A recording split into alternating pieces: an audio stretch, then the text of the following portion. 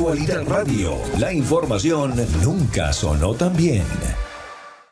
Para hablar de este tema tenemos a un distinguido invitado, gracias al profesor Hugo Achá, analista político. Ya lo tenemos conectado vía Zoom, o sea que si usted nos está escuchando por internet, pues también lo va a poder ver. Ya lo tenemos allí en nuestra señal de plataformas digitales. Profesor Achá, le saludamos a Agustín y Carlos, bienvenido.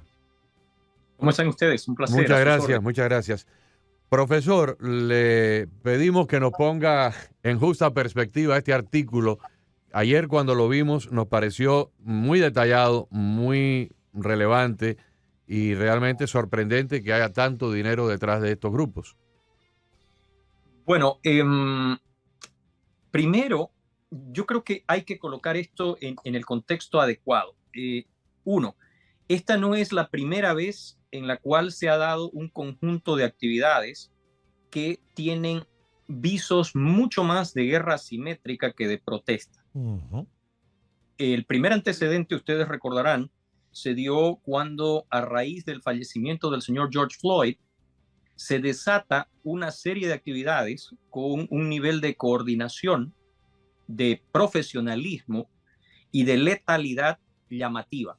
De hecho, si ustedes recuerdan, esos eventos terminaron produciendo la mayor cantidad de daños civiles en territorio de los Estados Unidos desde la Guerra Civil. Esto para tener una idea en contexto de lo que sufrió el país, ¿no es cierto?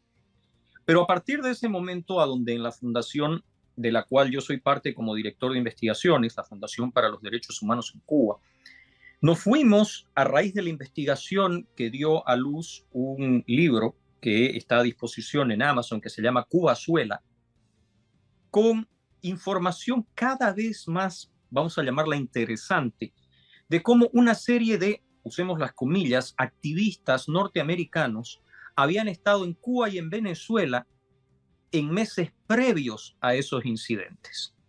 Y habían sido entrenados, tanto en Cuba como en Venezuela, no solo en operaciones psicológicas, agitación y propaganda, movilización y organización social, sino inclusive en tácticas de guerrilla.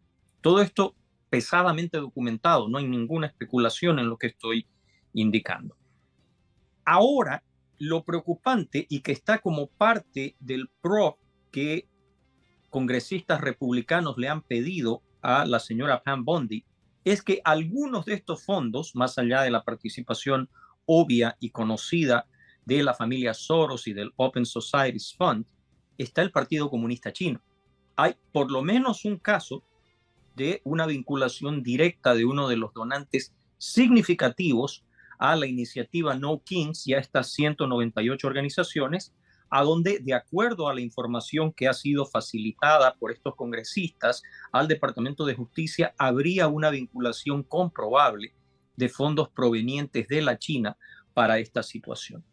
Y el segundo aspecto que es preocupante, que yo creo que es de conocimiento público, fue la manifestación en por lo menos 6 ocasiones documentadas de la presidenta de México, que incitó abiertamente a la rebelión, a la participación y a lo que va más allá de la protesta, al desacato a la autoridad en territorio norteamericano. Valga el apunte, en la Constitución de los Estados Unidos mexicanos, la participación de extranjeros en protestas o actividades de naturaleza política está expresamente prohibida y es motivo de remoción y deportación sumaria. Entonces, creo que esto va mucho más allá de una cuestión de organización social, de protesta ciudadana, porque si vamos a admitir la premisa de que esto ha sido en relación a la deportación de inmigrantes ilegales, la administración del presidente Donald J. Trump no está ni cerca de los números del señor Barack Hussein Obama, ni cerca. Todavía no estamos ni arañando esa estadística. Y no recuerdo, corríjanme ustedes que en el ámbito de la noble profesión del periodismo tienen acceso a este tipo de récords, no recuerdo una manifestación de las características de la virulencia y de la violencia que vemos hoy día en contra del presidente Obama. Ni una sola. Ni una sola que recordemos o que se haya sido reseñada. Entonces, creo que aquí hay una situación obvia para mí como estudioso del tema, Creo que hay una combinación peligrosa de factores. Creo que tiene que ver con la orden ejecutiva del 20 de enero de este año, firmada por el presidente de los Estados Unidos, que hace que organizaciones del crimen organizado transiten a la condición de organizaciones terroristas. Y creo que lo compartí con ustedes en este su espacio, que en la visión y análisis que hemos realizado con algunos colegas como el doctor Spencer, que realizan autores como el señor Waller, que realizan periodistas investigativos como la señora Maybor Petit, de que Estados Unidos se enfrenta a un tipo de guerra no experimentado por esta nación y que hará, esta es una situación de proyección prospectiva, de que la guerra contra el terrorismo se vea como un factor menor, porque la cantidad de fondos, la estructura interna de subversión y la participación de organizaciones del crimen organizado hacen que, a diferencia de lo que fue la guerra contra el terrorismo, que en su gran mayoría, salvo ocasiones específicas, se libraron en escenarios distantes del ciudadano norteamericano, esta es una guerra y un conflicto que se dará en las calles y ciudades de los Estados Unidos. Profesor, usted hablaba de un concepto que me llevó a unos años atrás y es el concepto de la guerra asimétrica. Hugo Chávez habló de forma reiterada sobre el tema de la guerra asimétrica y lo propio hizo después su lamentable sucesor Nicolás Maduro, y no dudamos en pensar que es un concepto que ha sido estudiado también por los miembros de la dictadura cubana, lo cual nos indica, porque en semanas anteriores también se habló de la posibilidad de que factores de ambos países, me refiero a Cuba y Venezuela, también estuvieran presentes, no solamente en el tema del entrenamiento que usted hablaba hace unos minutos, sino presentes en aquello que en alguna oportunidad Diosdado Cabello llamó brisa bolivariana. Ya les mandamos la brisa bolivariana y ocurrió con la primera línea en Colombia o con la desestabilización que hubo en Chile. Pudiéramos encontrarnos con la posibilidad de personeros enviados por el gobierno venezolano, así como el Tren de Aragua, también para estos menesteres. Pero es que ya se dio.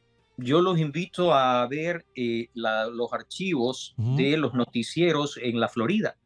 Yo recuerdo dos casos en particular, una dama que pertenecía a estos círculos bolivarianos que termina siendo filmada cuando con bandera venezolana en ristre participa de esos eventos, y el segundo, si ustedes recordarán, un ciudadano norteamericano, barbado él, que estaba repartiendo dinero en downtown Miami cuando se daban las protestas derivadas, reitero, por lo de George Floyd, ¿no? De Minneapolis. Entonces, sí. Lo que creo es que ahora, como dijo en un testimonio un ex agente senior de la Central de Inteligencia de los Estados Unidos, cuando indicó que en su estimación al menos 300 miembros del Tren de Aragua habían recibido entrenamiento táctico militar de parte de efectivos de inteligencia cubanos y venezolanos, ¿no es cierto?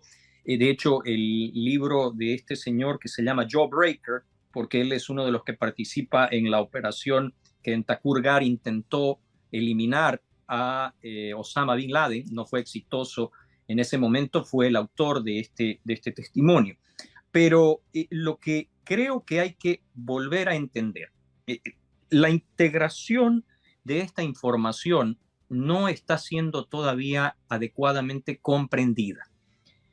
La manera en la cual Cuba, Venezuela, agentes de naturaleza proxy, por ejemplo de Irán, como Hezbollah o Hamas, y los operativos de inteligencia chinos y de la Federación Rusa plantean como un desafío a la seguridad de los Estados Unidos, es un fenómeno mucho más integrado, mucho más coheso, mucho más coherente de lo que se quiere entender.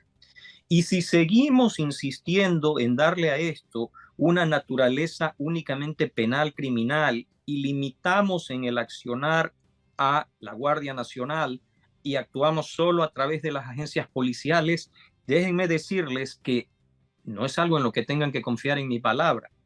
El nivel de entrenamiento que se está dando al sur de la frontera, sur de los Estados Unidos, valga la redundancia, con elementos de los carteles mexicanos, algunos de los cuales en el famoso Rancho de la Muerte le dan la idea del nivel de salvajismo y de desensibilización que se lleva a cabo, es lo que podemos esperar en este conflicto.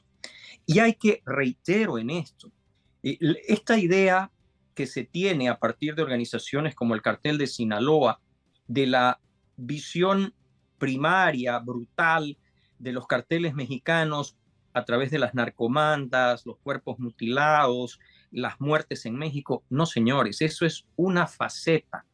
Los carteles mexicanos, así como las organizaciones del crimen transnacional organizado en Centroamérica, en Colombia, en Bolivia, en Nicaragua, son organizaciones altamente sofisticadas que cuentan con relaciones con organizaciones no gubernamentales, con gobiernos, con entidades corporativas, con firmas con fuerte peso jurídico dentro de este país. Y es ahí a donde creo yo que tenemos que integrar este análisis que estamos realizando y del cual yo creo que este movimiento No Kings fue simplemente una faceta, una manifestación y no el todo. Fíjese, desde 1960 para acá, la izquierda internacional, de cierta manera, ha tenido su mira puesta en un proceso de desestabilización del gobierno de los Estados Unidos. Lo mismo de gobiernos demócratas que de republicanos, porque en la misma olla pues podemos poner los gobiernos de Kennedy y de Johnson que de Nixon y de Reagan. En esa época no existía el concepto del Political Action Committee, el PAC. No existía la Internet, no existían los grupos que hoy en día tienen estas clasificaciones de 501, que son las organizaciones con una exempción tributaria del Internal Revenue. Y en esa época los grandes enemigos eran, para lo que es el proceso de izquierdización de los Estados Unidos, era la Unión Soviética y el satélite que tenían en el Caribe, que era Cuba comunista. En la década del 60, Cuba tenía un departamento llamado el Departamento América, que creo que lo manejaba un individuo de apellido Piñeiro, Maite, Ventura, sí, Barbarroja, no. Bueno, no importa quién haya sido el director del Departamento América en los años 60. El Departamento América está documentado por el FBI de haber, de cierta manera, canalizado fondos a las universidades para dos movimientos de desestabilización que se crearon acá en los Estados Unidos.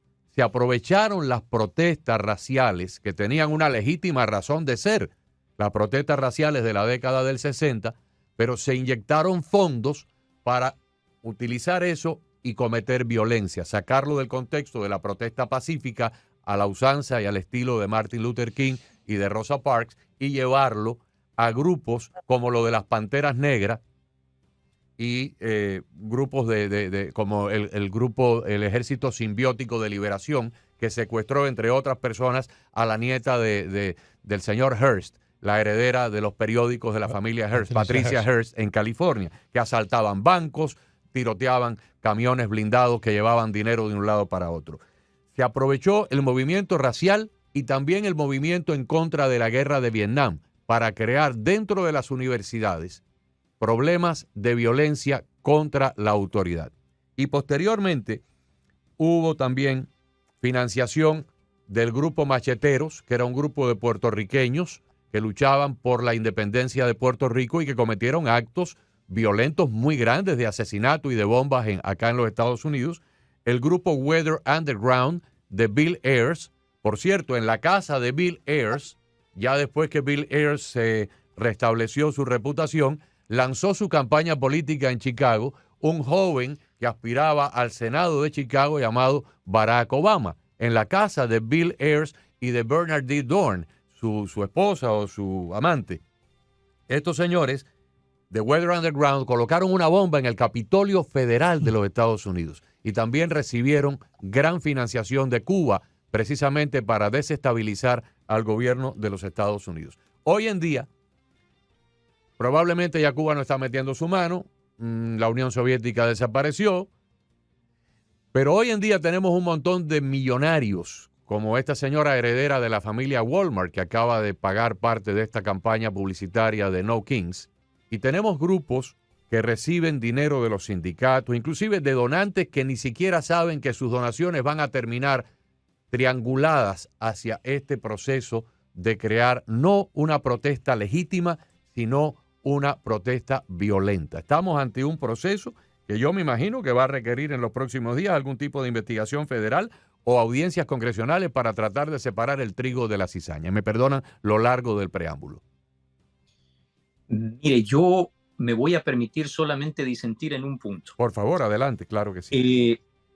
Hay un libro que lo recomiendo que se llama La noche quedó atrás, de Jean Valjean, que narra cómo se desarrolló el concepto de la internacional socialista. Y si usted agarra los libros de Michael Waller, si usted agarra las memorias de Edgar J. Hoover o de Wild Bill Donovan, se va a dar cuenta de que en realidad nada ha cambiado. El concepto de que la Guerra Fría terminó y de que el final de la Unión Soviética nos, de alguna forma, liberó de enemigos y adversarios, indujo, a través de situaciones como las del fin de la historia, Fukuyama y demás cosas, a una complacencia de un Occidente que en realidad nunca ha dejado de confrontar a este enemigo. Desde Dzerzhinsky a Trotsky, y si usted quiere ir hoy día a Lavrov o a Medvedev, usted tiene a los mismos operadores. Y si quiere hablar de pudientes norteamericanos, yo lo invito a ver los libros del señor Waller y usted va a ver que buena parte de la élite norteamericana siempre se dejó llevar por los cantos de sirena de la distribución de la riqueza, de la paridad social, de la justicia social, y terminó financiando actividades netamente subversivas.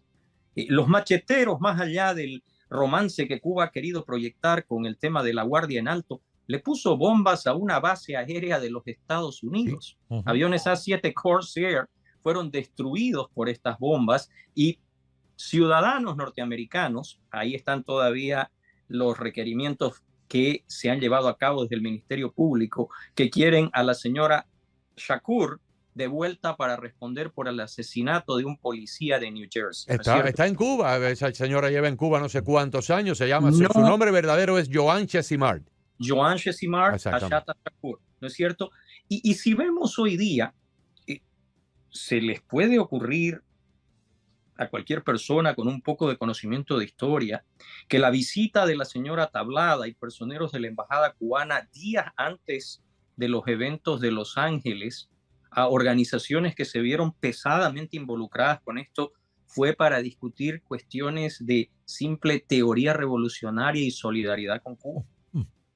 ¿Podemos creer realmente que los informes de inteligencia cada vez más frecuentes, cada vez más preocupantes, que nos hablan de que organizaciones del crimen transnacional organizado, entre los cuales están el Tren de Aragua, entre los cuales está el Primero Comando de Capital, entre los cuales están los carteles mexicanos, entre los cuales está la Mara Salvatrucha, entre los cuales están las denominadas disidencias de la FARC, y el hilo conductor de la inteligencia cubana, no hay el mismo concepto ideológico doctrinal? Es el mismo. Lo único que ha cambiado es la percepción de un Occidente que todavía no sale de esa complacencia. Yo insisto en algo porque lo he sostenido abiertamente, escrito sobre ello. Yo creo que la orden ejecutiva del 20 de enero del 2025 de Donald J. Trump tiene el mismo efecto que tuviera en su momento las decisiones de Ronald Reagan con relación a la confrontación, no plena, no absoluta. En este caso creo que el presidente Trump tiene una visión estratégica más amplia de lo que fuera el narcotráfico. Y aquí yo voy a regresar a la integración de factores. Así como en algún momento la Unión Soviética y toda esta parafernalia se preocupaba de el conseguir los medios y la logística, hoy día es el crimen transnacional organizado. No es más que escuchar a Carlos Leder, no es más que leer a la viuda de Roberto Suárez, no es más que ver quiénes eran los que estaban a cargo. Usted hablaba de Barbarroja, y probablemente habrá que recordar al padre de quien ha sido la ministra de Defensa de Chile, que hacía parte de la estructura del grupo de amigos del presidente, en el caso de Allende, de la famosa unidad de divisa y moneda convertible que la inteligencia cubana denominaba Departamento Marihuana Cocaína, y en el cual participaban los hermanos La Guardia. ¿Recuerdan eso? Antonio y Patricio de La Guardia. En este concepto del que Que estamos tuvieron hablando, un gran papel en todo lo que fue el proceso de Allende en Chile. de Allende en Chile, Sí, la señor. causa número 1 después, la causa número 2, la ejecución de Ochoa, el tema de la cobertura que después Clinton decidió, por una razón política, archivar cuando habían los elementos suficientes para un proceso que demostraba la participación de los hermanos Castro en narcotráfico y en el uso de los recursos del narcotráfico para desestabilizar y atacar a los Estados Unidos. Nada ha cambiado.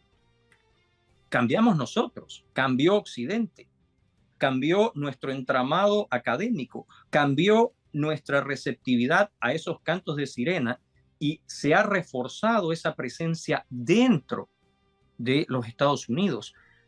Les propongo revisar solamente algunos de los congresistas que se presentaron y que se han presentado en distintos lugares a donde actúan las autoridades de migración y vean dónde fueron en algún momento de su juventud para ser formados ideológica y conceptualmente.